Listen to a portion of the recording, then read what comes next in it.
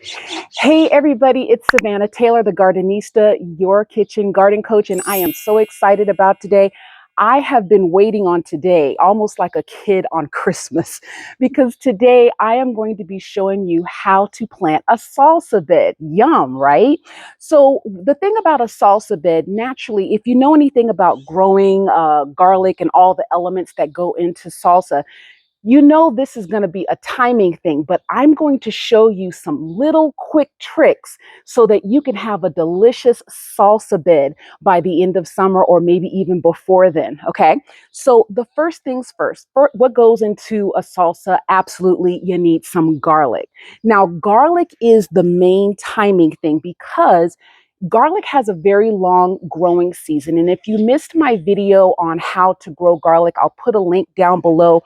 But for those of you just really short, when your garlic sprouts, you don't want to throw it out. You want to save it. And it actually does a double duty. It's a great pest control. It's also in one of my videos about organic pest controls for your garden. It's a great pest control. And all you got to do is when it sprouts, you just stick it in. Okay. You want to have the sprout part up, okay? And that's it. You could just plug garlic all around your garden. And like I said, I started this bag, and as you can see, I put it along the side because I'm going to put other stuff in the center. Aha, right? Okay, so we have our garlic. Now, what else goes into salsa? Well, you definitely got to have some onion, okay? Now, for those of you who have been following me for any length of time, you know that I have done, oh my gosh, so many videos on how to regrow onions. Now, this is, of course, a whole onion, and I actually have videos on how to start regrow, rather, scallion onions, or green onions. I've shown you in some of my previous videos how you can take a fresh onion and regrow that as well. Now, this is a whole onion, and the only reason why I'm using this one is because, as you can see, it has already started to do its thing, okay? And here's what you can do when they get like this.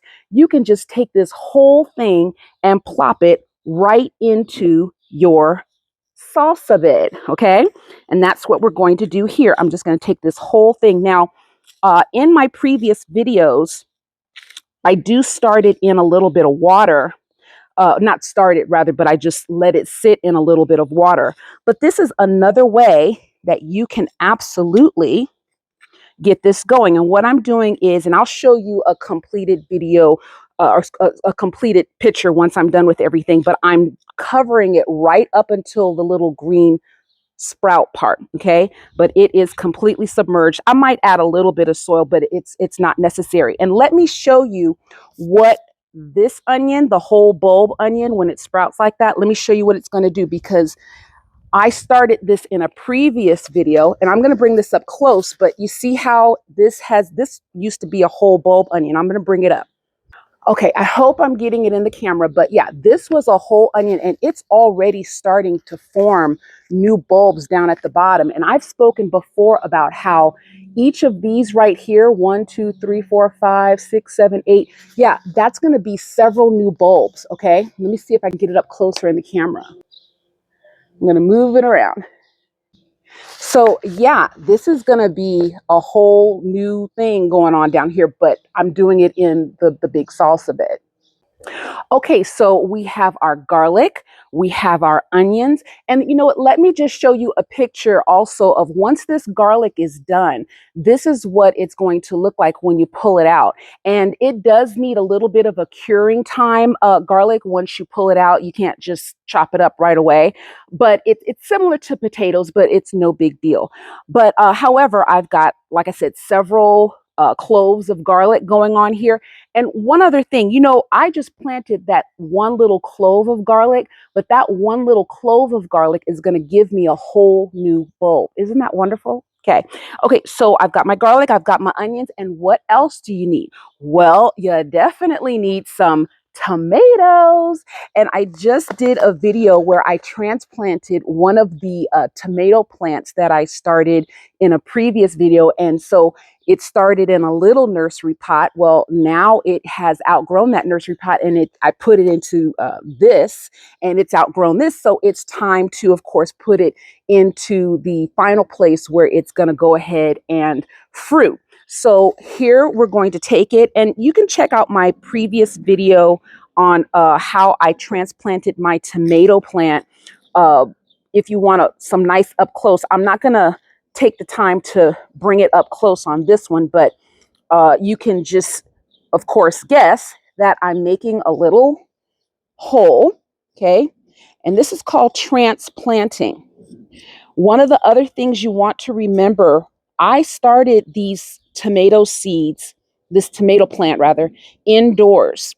And even though I live in California, the weather is very pleasant here. I could have absolutely started this outdoors. I just like to start my plants indoors to give them a head start. But if you do that, you do need to remember to give them a chance to get acclimated to the outdoors.